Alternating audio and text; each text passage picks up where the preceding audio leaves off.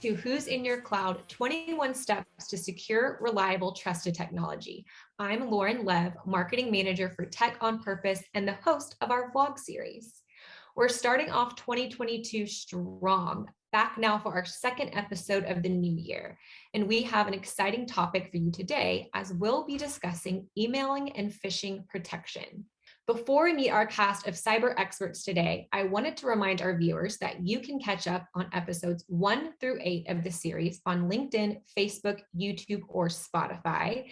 And if you'd like us to send episodes straight to your inbox, sign up for our blog at techonpurpose.net/blog. Last week, we launched our first episode of 2022, focusing on zero trust, and discuss how this Top Cyber 21 best practice number 8 delivers enhanced protection for critical credentials, systems, and data by adopting a cyber posture of trust but verify. On deck today is Top Cyber 21 practice number 9, email and phishing protection. And we'll take a closer look at the many aspects of this critical risk vector, prevention tools, and best practices to further protect from devastating compromises like ransomware. Well, we couldn't do any of this without our super cast of cyber experts. So let's start off by meeting everyone. Okay, I feel like this first cast member needs very little introduction, but we have TBI's security architect, Jim Bowers, back once again. Jim actually joined us for our episode last week. So thank you for helping us kick off the new year, Jim. You are more than welcome, and I couldn't be in a better place starting off the new year. So thank you for having me back. It's awesome. Thanks, Jim. We always love having you. Okay, next up, we have another familiar face joining us, Stephen Kowski from IronScales. Stephen, great to have you back. You were here, it seems like a lifetime ago, in episode number 1 on security awareness training. So it's only fitting that you're back now, since these episodes go hand in hand. And it's almost like I planned that out. I don't know. Yeah, really appreciate it. It's an honor to be here with this distinguished panel. Thank you very much for having myself and IronScales on today's session. Absolutely. Okay, so our next 2 cast members are actually new to the vlog. So we have Brian Westnedge from Red Sift and Dave Baggett from Inky. We are excited to have both of you joining us. Hopefully you have enough fun. You'll come back for more. And if you have any doubts, ask Jim. Thanks, Lauren. Great to be here. Hope to get asked back as well. Of course. Likewise, great to be here. Well, thank you guys all for being here. And last but never least, we have TechOnPurpose founder and CEO, Matt Tankersley himself. Hey, everyone. Happy New Year. All right, guys, let's get into it. Matt, I like to think at this point, most people have some sort of idea about email and phishing protection. At least that's what we all hope. But what will we be covering today that our audience may not be as familiar with? Well, thanks, Lauren. And again, I'd like to thank our cast, our listeners who are sharing this Who's in Your Cloud journey with us, 21 steps to secure, reliable, trusted technology. So, we'd like to believe everybody's heard this stuff before, but I think that's probably a bad assumption. So let's set the stage, right? And realize one of the most common delivery systems for ransomware is spam phishing email, right? It's email that's masquerading as a trusted person or a company, and it's prompting you to open an attachment or click on a link. And that's when bad things happen, like ransomware, right? So if you're following along, we discussed this in Top Cyber 21, best security practice number 1, security awareness training. Welcome back, Stephen, to this episode as well. We learned very early on in our series that the foundation of 95% of compromise is being the result of end-user things, like clicking links and opening attachments and emails, sort of warrants that to be where it is. So do we simply trust that our staff are trained and would never do this? Not on your life. So here's a few alarming facts and trends from a recent FBI Internet Crime Report to consider as we get started in the conversation today. In just 1 month, from January to February in 2020, phishing spiked 510%. There was a 69% increase in complaints to the FBI from 2019 to 2021, with losses exceeding $4.1 billion with a B, right? In 2020 alone, we saw 6.95 million new phishing and scam pages created. The record for the highest number of new phishing and scam sites in 1 month was 206,310. That's 1 month new sites. 74% of U.S. organizations have experienced a successful phishing attack, 30% higher than the global average, by the way. I don't know what's going on in the U.S. Maybe we trust a little more. I don't know. And 96% of phishing attacks obviously occur through email. So this is serious. It's devastating life and company changing stuff. I think it's time we heard from the real cyber experts who joined us today, Lauren. Let's get our cybercast introduced to our audience and get things underway. Perfect. Awesome intro, Matt. Appreciate it. So right now we'll go around the horn here and have each of you introduce yourself and tell us more about your background, your company. And then in round one, we will talk about the issue. So what is it? Why it's important? Why should we pay attention? Then in round two, we'll want to make sure that our audience knows your company's approach to combating this problem. So Jim, as our VIP cast member, you're always up first. I know you need no further instruction, so kick us off. Awesome. Thank you, Lauren. And again, thank you, Matt. And thank you to David and Brian and Stephen for being here, guys. So I'm Jim Bowers, security architect at TBI. TBI is a technology distribution organization where we enable our 2,000 plus partners with multiple vendors to take an agnostic approach to their clients. I'm part of the architectural team that is a resource for our partners to enable them to start selling this security solutions, which is why Matt came up with the top 21, right? It's critical in today's business, as well as build out our security vendor portfolio and work with such great partners as TechOnPurpose.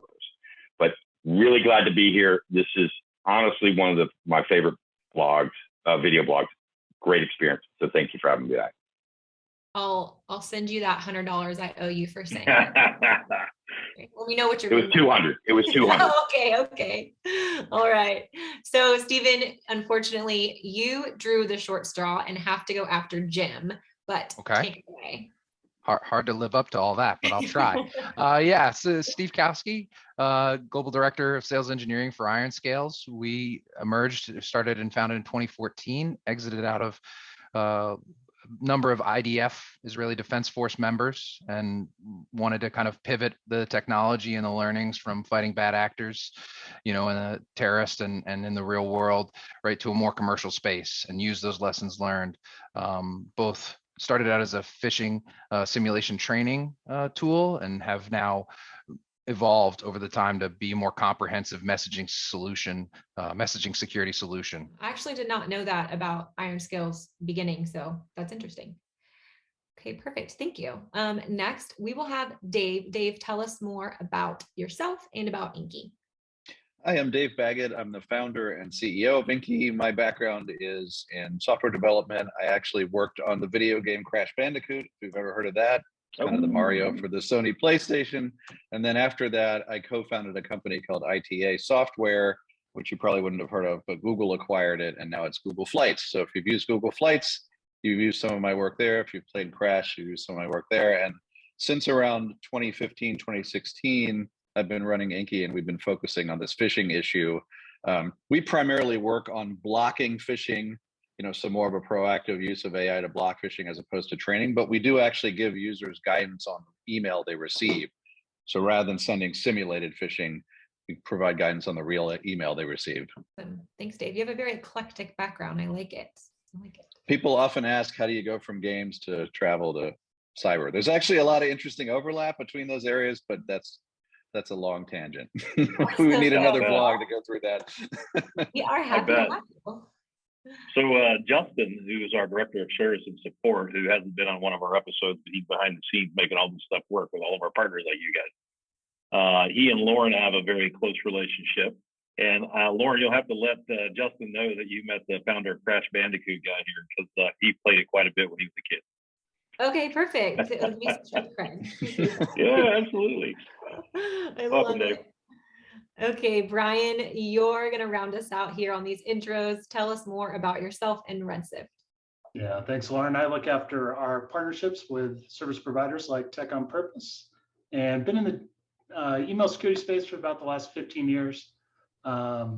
DMARC specifically, which is a protocol I'll be talking about around email authentication for about the last 10 years. And Red Sift is a global company. We're headquartered in the UK. We have offices in Spain, Australia, and the US. Our founders were not from gaming like Dave, but they helped develop the app Shazam, which of course identifies songs and music. And then they got into the security space as well. But yeah, we have 3 email security products, one of which on DMARC I'll focus on today. So thanks for having me. Jim, if we get one of those meteors coming to Earth and we got to load up the spaceship with people, everybody on this list is going with us, because I think that'll keep us busy and entertained. Talking about Shazam, I brought down East Carolina's computer lab downloading with Shazam. So, very familiar with it. All right. All right. Well, with that, Jim, we'll have you start us off on our first roundtable hot topic.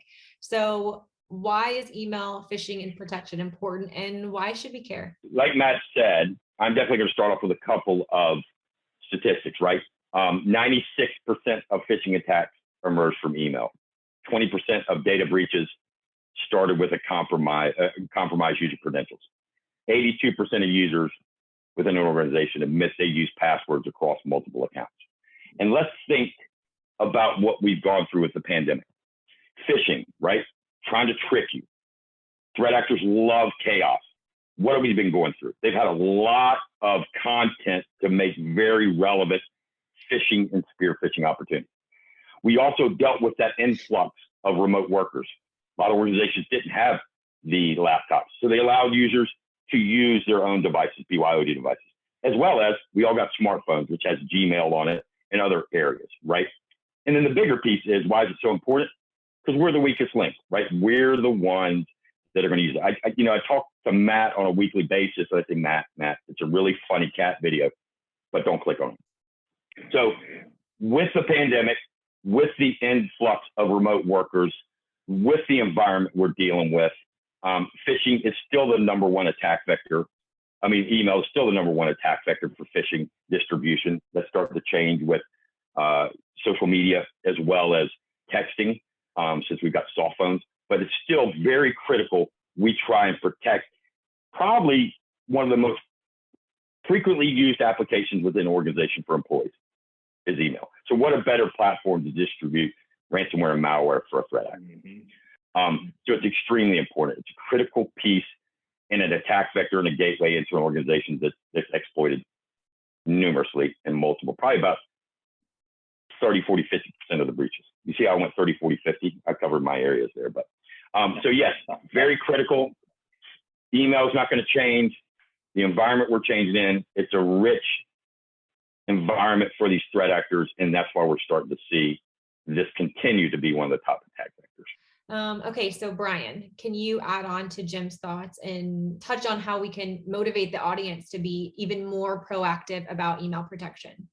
Absolutely. So I would say, from a general perspective, email's been around forever, right? It's been around. I think the original RFC for SMTP email is like from the late 80s, and email was originally a one-to-one communication medium between, the government employees and people in educational institutions, and wasn't really, conceived of what it would be like today, where it's mass broadcast, many-to-many communication. And we're kind of bolting on email security, after the horse has left the barn, if you will. Jim talks about, email is still the number one threat vector. It's not the sexiest topic in cybersecurity, I don't think. We're not a social media, application. We're not Slack or Teams, but email is the workhorse of modern, business still, much to the chagrin of our high schoolers who enter the workforce and find out that email, they actually have to use it. But we're bolting on security after the fact, I think. There's no one ultimate solution to solving for spoofing and phishing. And if any vendor ever tells you there is, I would be highly skeptical of those claims. The reason that, Jim works with companies like Inky and IronScales and Red Sift is because we're filling gaps that aren't addressed by Google Workspace and Office 365 and commercial email gateways. You kind of need a layered approach to solve for different use cases that we'll all be talking about today. And again, that you can't just buy, Google Workspace and Office 365 and expect that attacks are not going to make its way to the inbox, because, we're all human. We're doing an okay job of protecting our infrastructure. So the easiest way to get access into an organization is through people these days rather than infrastructure. And the way you get access to people is through phishing and spoofing, through all the tactics we'll talk about today. So I think, we're going to see ransomware and business email compromise and wire transfer fraud and spoofing and phishing. I think it'll still dominate the headlines for the foreseeable future. But the thing we'll talk about today is there's a way to protect yourselves, and that the panelists will talk about, it's not a losing proposition. There's ways that you can be proactive about not being in the news and not being the next, data breach that you see. Mm-hmm. Yeah, we've said it on the series before. Your cybersecurity is only as strong as your weakest link. So absolutely correct. All right, thank you so much. Let's turn it over to Dave, and then Stephen, we're coming to you next to close us out. Yeah, I mean, I wanted to add a few things to that. I thought all that was really, really, really key and right on point. One of the things I tell people is, the remote work shift is huge for the phishers, because as we pointed out earlier, phishing's often dependent on impersonation. The attacker needs the victim to believe he's a brand or a person the victim knows and trusts, right? So in a workplace where you can walk down the hall and ask your colleague, hey, did you just send me a wire request? That's a lot easier than if you're all sitting at home with your kids yelling and your dog barking in the background, distracted. So the phishers have exploited this. And so it's really important that we try to find ways to verify the identity of email senders. Some can be totally manual, like use Slack. Go on Slack and ask somebody, was that really you? Something outside of email to verify their identity. And that's irrespective of what kind of mail protection stack you use. The other thing I would point out is that we talk a lot about clicking on links. And that's certainly a way that bad things happen. But it's also, we're seeing a lot more kind of second order effects here, where there might not be a link in the mail, but it might be hosted on Google Drive on the web, right? So it's not in the mail itself. It's not detected by a typical O365 or Google Workspace detection that just looks for links in the mail. We also see now lots of emails that there is no link, but the person's asking the victim to do something like, hey, go buy gift cards for me. We're doing a giveaway, right? Or pay this invoice. And people often think, well, my workforce is sophisticated. They're not going to fall for this. You know who fell for the biggest publicized fake invoice payment? Google and Facebook. Between the two of them, paid $100 million to a Latvian guy who set up a fake quantum computing company. So don't think you're too smart to get fooled by the fake invoice thing. And then the third thing I'll mention is everyone talks about humans as the weakest link. And I think that's true to some extent, but it's a little unfair. And the way I like to think about this is we want to believe there's some magical AI that will just solve this problem. And I think Brian pointed out something I tell everyone also, which is if anyone tells you their AI is going to do it perfectly, don't believe anything they're saying. They're either lying or just clueless. So what we try to do is we try to think of it almost like self-driving cars. The holy grail is you have this AI that'll just drive the car for you and you can just go to sleep. We're not there yet. And the risk of the AI not being perfect is you die, right? So this is a very severe failure mode for AI. But that doesn't make the AI useless. It means that we can still use the AI to help us, right? Like it can keep us in the lane while we're still paying attention. It can follow the car in front of us during traffic. That's kind of the way we think about AI at Inky. We use AI, yes, to identify obviously malicious stuff that gets through O365 and Google Workspace, and we block that stuff before the user sees it. But then there's that middle category of, hey, this doesn't really look like that person who's claiming to be your vendor because they wouldn't normally write that. It might not be them. We can't prove it. So we're not just going to send that to quarantine. Instead, we're going to deliver it and give the user an extra bit of guidance like, hey, this might be an account takeover. We're not saying it's definitely bad, but think twice before you do anything with this mail. And what we find is using the AI that way as an affordance to the human makes the human much more capable of evaluating the risk of the mail. Absolutely. That's a very good point. Great stuff. Stephen. will you finish us out on this first topic? Sure, right. The reason why this is such an important topic, right? We'll go just a couple statistics, right? Is the median impact of this is somewhere around $260,000. The top 10% is around about $10 million, right? It's those 1% of phishing attacks that are causing 99% of the problems for companies. And what we're seeing in that market and what we're seeing change even this year is social engineering. Right, that is the big change that we've seen. We've seen it rise. If you listen to, I think, or read the Verizon DBIR, you've seen that rise from 22% to 35%. But what you've also found is a really interesting statistic is what's the cause of the breach, and the endpoint, right, that you're using or someone's using, right, has fallen below the person, right, meaning more likely that the breach was caused by the human being sitting in the chair than the thing they're using. Right, so the breaches are far less technological in nature and far more fraud-based and financial-based. That's what, and we have to kind of recognize that that user is the new endpoint. That's who we have to engage with. Right. And right, and I agree with what's been said. Right, our AI and ML and our email threat mitigation that's automated, it will do quite a great job. However, no one's going to represent that it's 100% bulletproof. It's how do you do that as well as engage the users and make them participants in the email threat response process. A combination of real-time alerting, a combination of outside the box training, right? And also what happens when they report, right? Well, we've now created a new problem for the SOC teams, right? And managing all that extra noise is a job unto itself. So making that simple, making it approachable, making it easy is critical to good kind of security practice when dealing with the problem of email phishing.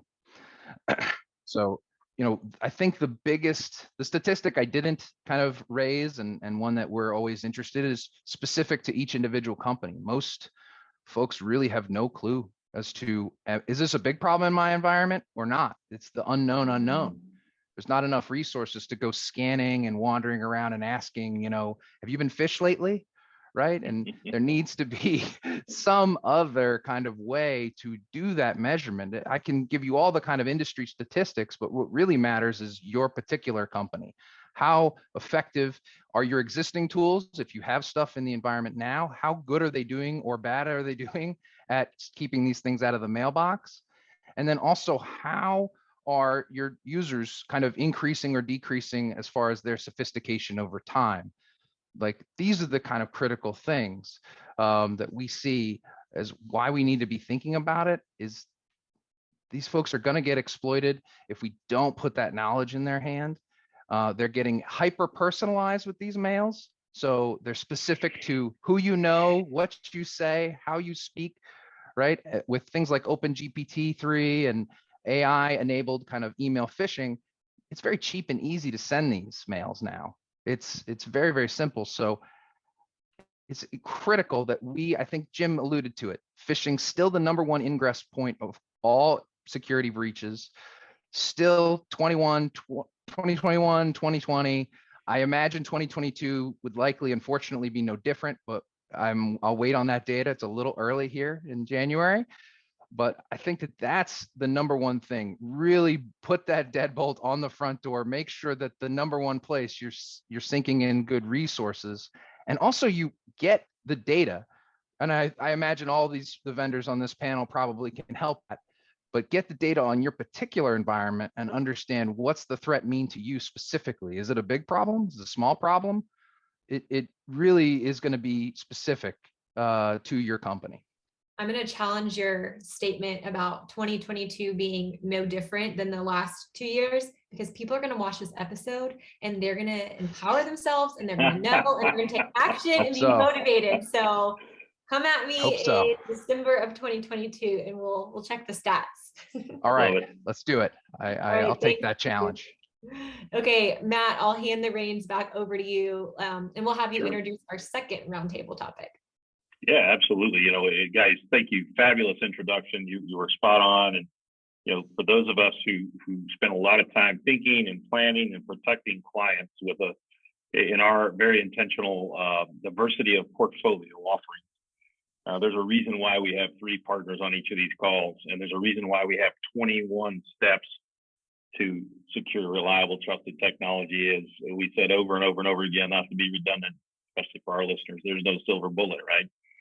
And what's interesting is everybody on this call plays a particular role in solving this problem. So I'm really excited about getting into round 2 now and let you each speak about your company, your approach to solving the problem that we all just discussed. And Lauren, I'd say take it away. And I'm guessing you probably want to finish with Jem this time. So where are you going to start?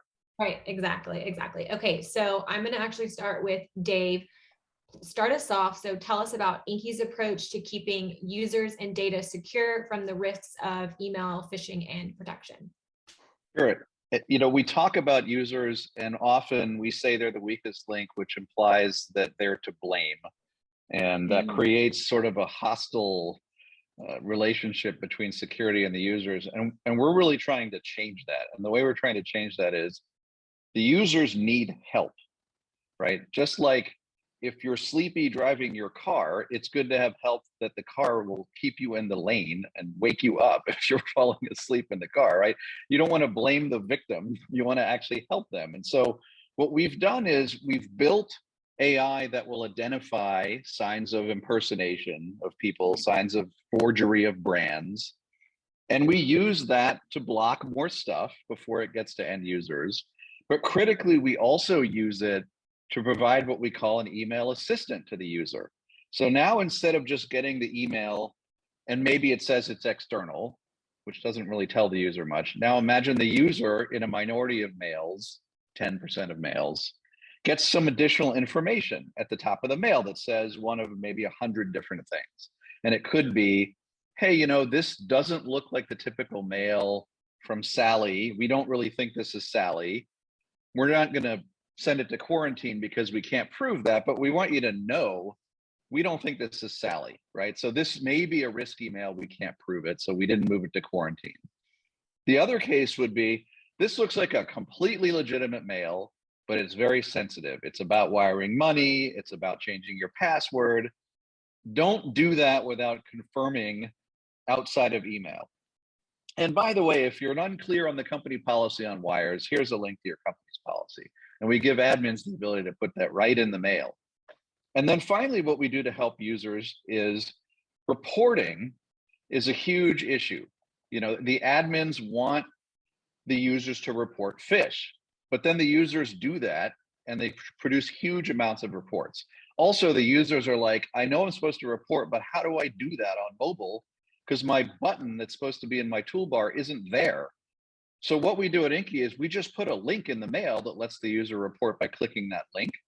And then when they report, we ask them, hey, user, what do you think this is? Do you think it's phishing? Do you think it's safe and we got it wrong? Or do you think it's spam? And if they say it's spam, then we ask them, you just want to block this without dealing with the SOC? And then it doesn't go to the SOC, right? The SOC doesn't see the stuff that's just the user saying, I don't want this newsletter. So it keeps the SOC from getting inundated with stuff that's not really security related.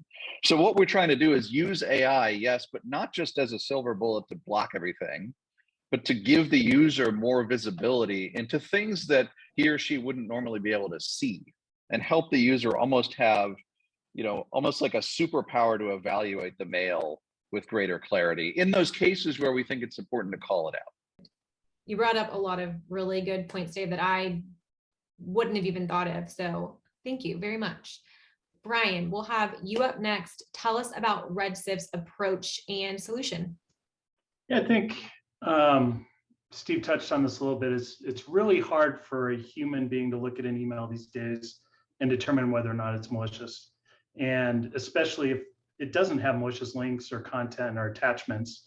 Maybe it just says, hey, Lauren, this is Matt. I'm on the road today. Need me to make this wire. You can't get a hold of Justin or me. Don't bother, but do this right away. We're all wired as humans to want to, please others, especially those within our organization, especially also executives. So just like we use LinkedIn for perfectly legitimate business reasons, the malicious actors use LinkedIn to try to figure out connections within organizations. The most damaging attacks these days don't have, grammar mistakes. They're well crafted, they're researched. And again, if there's no malicious content, it's really hard for a human to try to figure out. Doesn't set off alarm bells necessarily. And if you look at a malicious message and a legitimate message side by side, they may not look very different. So definitely people should still invest in security awareness training and phishing simulations. But one of the tactics we take at Red Sift with DMARC was a way for you to authenticate your own mail and your own domain, and block any unauthorized use of your domain. So some folks are familiar with authentication in other contexts, like, yeah, they're used to authenticating their websites and their endpoints and their devices and users, but they haven't really thought about email because it's taken for granted. Maybe the IT team looks after Google Workspace with, TOP, maybe marketing uses MailChimp or SendGrid. There's no like email governance function within the organization that looks after email and all the other cloud services we're using, like, Freshdesk and ServiceNow and Salesforce and Marketo, all these other cloud services that send email as the organization. Essentially what DMARC does, it allows you to inventory all of your legitimate assets. Then you decide, which ones you want to authorize. Maybe there's shadow IT that you don't want to authorize. And essentially you authenticate all the good stuff, and then you block all the bad stuff that claim to be from your own domain, but don't authenticate properly as used. So DMARC is actually interesting in that it doesn't make a determination whether or not a message is malicious or not. And as Dave mentioned, there's lots of real world use case scenarios for AI and ML. DMARC doesn't really do that. It just says, does this message authenticate properly for the domain it claims to be from? And if not, you can set a policy in your DNS that tells your email gateway or other email gateways, your customers and your partners in your supply chain, here's how to treat messages that impersonate my domain but can't authenticate properly. So it's a pretty straightforward proposition. It's not a black box. It's all about who sent the message and can you trust them versus what's in the message and is there malicious content. So it's an interesting, doesn't solve for every single phishing use case or scenario, but it kind of helps you lock your front door, stop your own domain from being impersonated first. Doesn't mean attackers won't use other domains and random domains and cousin lookalike domains to try to attack you, but at least DMARC helps you stop your own domain from being impersonated, gives you visibility into who's using your domain for email, both legitimately and maliciously. I think probably Dave, Jim, Steve, and I, we see in the space today, you don't have to have a lot of technical expertise to launch a phishing attack. There's plenty of web forms out there or phishing as a service kits. You don't have to be highly sophisticated to send a phishing message in today's world. And DMARC is just a way for you to kind of secure the foundation. And again, it's one element of a multi-layer strategy. Stephen, can you talk about IronScales solution? What I would say, IronScales, how we approach the problem of email phishing, right, is a comprehensive approach, applying defense in depth principles, right, all across our platform. So talking about AI and ML, talking about the email automated technology-based solutions, definitely part of our platform, something we're using to try and really not only solve the security problem, but also the resource problem, because many of these companies don't have resources to be chasing these things down all day. So can we automate that? How much of it can we take out of their hands and automatically resolve? The other piece of it is I think Dave may have alluded to it earlier, right, is viewing those users as an asset, bringing them into the fight against email phishing. How do you do that in a managed kind of scalable way? That's critical. So how do they know what to report? Well, starts on a basis of a good security awareness culture, training them up of what to even look for. And it needs to be kind of changing and dynamic over time, because these things this isn't a static problem. We're painting a moving train here. And it's always changing. The threats we're seeing last month from this month are changing, and they'll go through different campaigns against your company. They'll change and switch them up. So important to at least give the users that awareness of what to look for. Then simultaneously give users on specific messages awareness alerts within the mail that says, I know this sender by this name, but it's coming from a totally different email, or this domain is a lookalike. Giving that specific context in real time, that can really help. Then at the same time, if we already can see, obviously, this is a message that is definitely phishing, AI and ML pull that out. So it's kind of an all-encompassing solution that tries to address it in a number of different ways, leveraging human beings as assets, right? Because they really can be the difference. And the goal is not to drive a wedge in between technology groups and the rest of the organization, right? Ultimately, this is a business risk problem where every single person in an organization has a stake in it.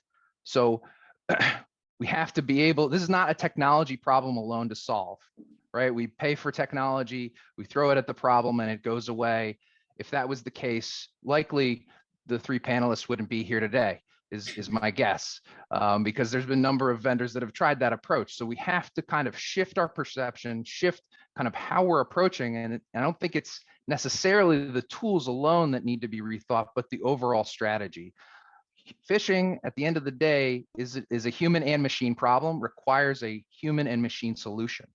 So how we do that, how we make it scale at IronScales, we approach it kind of overall and attack it in a number of different ways, and eventually moving into the messaging security space, right? We're seeing them pivot out of email and moving into other vectors, trying to take account takeovers, trying to move laterally through organizations through other means. But I think that's the biggest thing, is combining that technology, combining the humans, bringing them in, using them as an asset, and empowering those SOC teams so that they're not wasting a huge amounts of time searching around the environment, searching and deleting, right? Or even kind of viewing all these reports, right?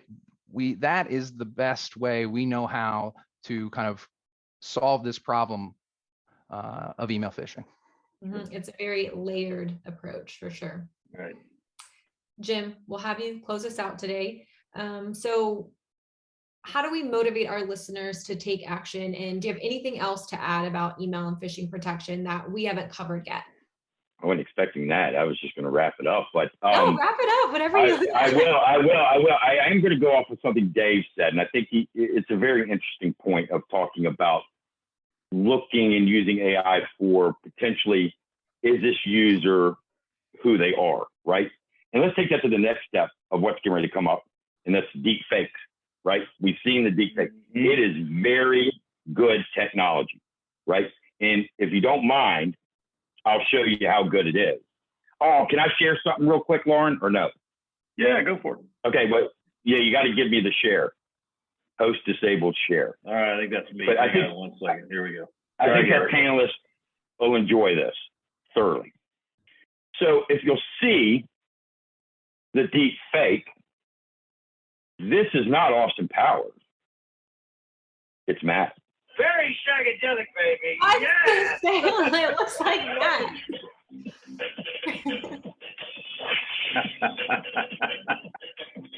That is deeply disturbing. Okay. So what I wanted to say is the technology is there, right? I couldn't resist. I'm sorry. I couldn't resist. I love it. Amazing. Never looked better, Matt. By the way. Yeah. But what I want to say is it's evolving. See, security is not a destination. It's a journey. And that's why I love what Steven said. I love what Brian, all these, you guys are awesome. And you're spot on, because it's going to continually change. And AI cannot keep up with that change. We still have to have that human element. And I love the aspect of saying AI is here to assist, right? And that's a key point. Guys, seriously, everybody uses email constantly on multiple devices. It's a huge attack vector for all organizations. And here's the kicker. You're not going to have a choice, because cyber insurance companies are going to start mandating. That's right. That's the difference. Yep. That's the key difference here, because they're losing too much money. I think, Matt, you said it earlier. There's no silver bullet. You got to have this top 21, right? You got to have this defense in depth, because they'll get around the spam filter. They'll get around your EDR. Do I have visibility, right? So I see this evolving and changing. I agree with Steven. It's going to morph as population comes up and how millennials digest information. I've seen a huge attack vector for soft phones. Then people are moving to hosted voice. I can get a text just as much as I can get a call. Mm-hmm. So these guys and their technologies, and what's really cool is you'll all look at it a little differently. And that shows you that there's not one way to solve this problem, but you're all good. And by the way, I do want to talk to all of you guys further down the road. But the panelists have been wonderful. Email is not going to go away. It's still going to be the number one business application. Still going to maintain top 3 of attack vectors. So this is a critical component within an organization's defense in depth approach, and they got to have. So, by the way, great panelists, guys. It's awesome. And you know what I try to do is connect with guys like Dave, Brian, and their organizations to enable my partners to leverage these solutions that you have in place. Right. So great stuff. Jim, you'll have to send me that video so I can use it for others. Oh, I got one more for you. I will definitely send it to you. You can blackmail them. Yeah, send it all, guys. Yeah, baby. Yeah, baby. I'll do you a Patrick Swayze too. Yeah, I love it. Send them all. Send them all my way. That's a good one.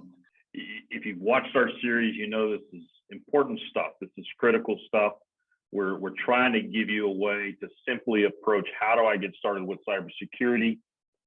You've got a great group of panelists who are watching with us every week. Don't take it for granted that what we say is number 9 on the list shouldn't be number 2 for you based on your unique circumstances and the issues that you're dealing with right now. But hopefully what we've done is give you a way to get methodically started into achieving secure, reliable, trusted technology on a sustained basis. Let me say this about a few things that we've talked about today. And I always try to summarize some of the things that we've talked about today. When we start talking about phishing, when we start talking about spam, whether it's in the office, at the water cooler, and panels like this, I think there was a couple of things that were said about this. We're generally focused on protecting that end user from those malicious actors. So the people in the desk that would be receiving emails for my company. And what I love about what the folks at the Red Sift and on DMARC are doing, and Jim and I both have a lot of propeller under these hats. That's why we have to wear them, guys, because otherwise they're spinning out of control and people got to wear sweaters and jackets and stuff. So I love what these guys are doing, all of you. What Brian's doing, if you didn't pick up, and what his team's doing, is they're protecting the identity of your company from being used by these malicious actors to make your company look bad. And Jim, we've definitely seen situations and dealt with situations in recent months. I'm trying to think. We had a company that called us. They had their slightly different topic, but it's totally related, right?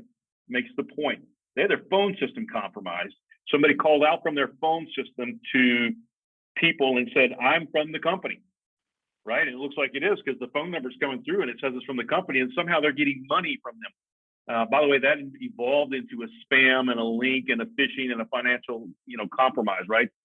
Risk, my point in this, in email and phishing, risk is 2 directions when it comes to email, guys. So not only do we need to protect our workforce with tools like IronScales and Phishing and obviously security awareness training, whether you're getting it, with folks like IronScales or somewhere else, and then bolting on phishing technology from Inky like we do with a ton of our clients, right? You also got to protect your brand. And Brian, it was interesting to me that you didn't bring up BIMI. And, I don't know if in closing, it doesn't make sense to bring that up as a point. And let me just sharpen the pencil. We're talking about how do you protect your brand from being exploited like I just described with the phone system. It's fine. There's not a lot of rewards for the defenders at the company. There's a lot of rewards for the attackers if they are able to breach and exfiltrate data or information or financials. But there's not a lot of rewards for the defenders. The reward is staying out of the news and protecting the organization. If you do a good job, nobody ever hears about you. I think BIMI, to me, Matt, is kind of the reward for doing the hard work of implementing DMARC. So if you're in a small, medium-sized business, you're working with TOP, you do the hard work to authenticate your mail, implement DMARC. The reward is a new spec called BIMI, B-I-M-I, but it basically allows you to display your logo in an email client instead of that default avatar we all see up by the from address. Usually it's initials or sometimes it's blank, but in Google Workspace in particular, BIMI is a DNS record If you've implemented DMARC, you've got to DMARC enforcement, then you can display your trademark logo in the mail client. So it's a reward for doing DMARC. It gets other people in the organization interested in doing DMARC outside of IT and messaging and security. And it really, like you said, I think we'll see a lot more in 2022 as we look ahead. It was just released at Google in July. So 2022, Matt, I think we'll see a lot of companies that want to adopt BIMI. May just be a means to an end. DMARC may be the means to an end to a marketer of getting their logo displayed in email. Right. And Jim, final thoughts on Brian's team and their tools. Best tool set I've seen yet for diagnosing email problems related to SPF, DKIM, or DMARC. You use their tools. You get a generic email. You send an email. It'll dissect that email header and tell you in plain English what the heck is going on, and you're like, oh, that's what I need to do, instead of trying 5 or 12 things. And so grateful to be partnered with you guys, Brian. Thank you for that. Inky and IronScales. Most people, like I said, we're focused on protecting our end users. You can't go wrong. You guys are doing a great job of that, and we're obviously grateful to have both of you and legacies like Bandicoot and the Israeli Defense League, or that's not the league. That's a movie and a combination of a security force, isn't it? What was that? The Justice League? No, that's not it. All right. Guys, we're grateful for you. Lauren, how about last words? Let's just go around the room once, and then you can close us out. Sure, thanks, everybody. Absolutely. If anybody has any last words, go ahead and take the floor. I was just going to add to. I was just going to comment on one thing. Brian talked about companies protecting their own brands. One thing that we do is we actually make the AI look at the mail almost like a person, because we want the AI to know who's the person going to think the mail's from, right? So if the person's going to think the mail's from Microsoft, we want the machine to know that. So we do all this computer vision stuff to make the machine understand, hey, it looks like it's from Microsoft. But then the question we have is, how do we prove that it's from Microsoft or not? And that's where what Brian's doing, DMARC and DKIM and SPF, that's where those things come in, because they give a system like ours the ability to say, hey, if this looks like it's from Microsoft, it better be from one of these domains, and we better be able to prove that. And things like DMARC and DKIM and SPF, those are the mechanism by which we can prove that in the software. We can prove the mail came from this particular mail server, and we know that's controlled by Microsoft or MailChimp and not by some random attacker. I think the only other thing I'd add, right, is analyzing this problem, finding out whether or not you have an issue to begin with, right, is a critical first step. IronScales, we give that kind of free analysis to folks. We want to make sure that they understand what's their particular risk exposure. So we always want them to kind of put us to the test without kind of impacting their users or their environment whatsoever, first and foremost, to understand what the impact might be and how we might be able to help. Love it. We're big on free tests. You're going to talk about that in a minute, I think, Lauren. Jim, any final thoughts? Yeah, I mean, I wanted to hop on one thing again. I think I'm picking on Dave, nothing that Brian and Stephen, but Dave, I think one thing you stated was this work from anywhere, right? And I think what people don't understand is the psychological aspect of working from home. Lauren touched on it. Kids running in, multitasking. It's a whole new environment. Your mind's not in that mindset, right, of in a business office. That little piece, again, are all these reasons why these threat actors are being so successful. And it's companies like this that provide a critical component into that layered approach, right? This is one piece of it. You still need the other pieces.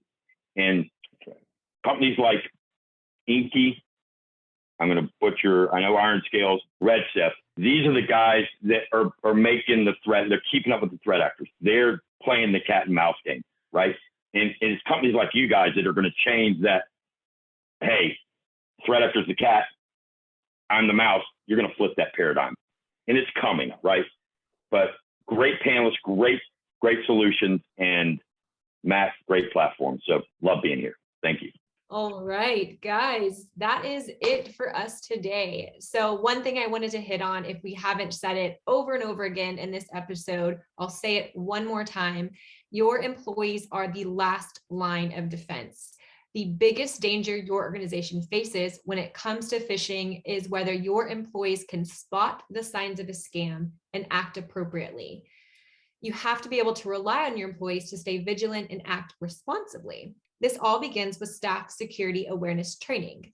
Well, you are in luck because episode 1 of the series focuses entirely on security awareness training.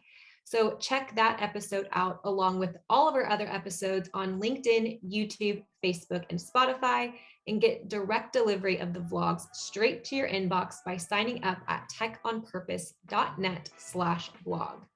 And like we mentioned earlier, if you would like to start a free trial from any of our solution partners here today, send an email to freetrial@who'sinyour.cloud. And something we haven't mentioned yet is if you want a free cybersecurity risk assessment, you can visit our website at who'sinyour.cloud to sign up for that. All right, next week, we are back with episode 10 on cloud SaaS backup, and you don't want to miss it. Once again, sending us off in the new year, I am Lauren Lev, Marketing Manager for Tech on Purpose. We hope all of you are having a great start to your new year. And may 2022 bring you peace, prosperity, and most importantly, cybersecurity. That is all for us today. Goodbye, everybody. Yeah, baby.